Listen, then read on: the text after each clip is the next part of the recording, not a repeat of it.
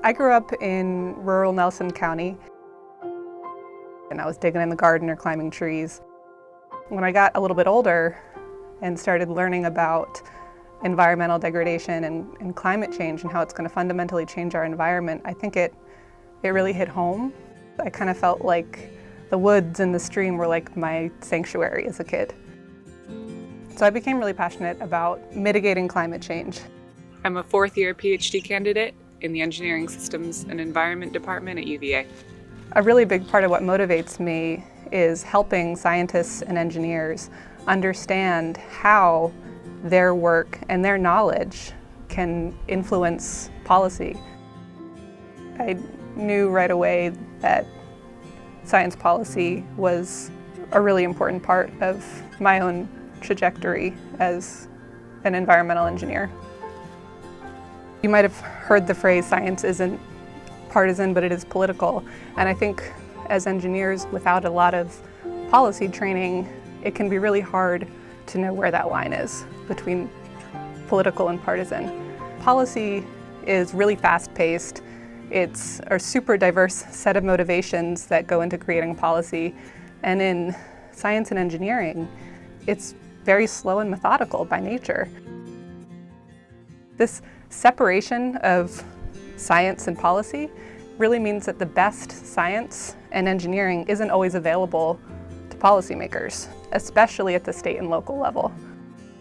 I've established an interdisciplinary group of graduate students and postdocs that use our skills and resources as graduate students to provide science background for local advocacy groups. We are Virginia Scientist Community Interface, or VSI. What we do is we partner with nonprofit groups, community leaders, lawyers, and we provide the scientific expertise that they need to advocate for communities. We're all driven to get science into the hands of people who need it. One of the things we're trying to do in VSI is break down the norm that scientists don't engage on community issues, and that you can support community advocacy without compromising any scientific integrity. And Mountain Valley Pipeline is a great example of that. Mountain Valley Pipeline is a 300-mile fracked natural gas pipeline slated to run from West Virginia to Southern Virginia. And there are a lot of reasons for scientific concern. What the advocacy groups needed was help reviewing a legal and technical document called the hydrologic report.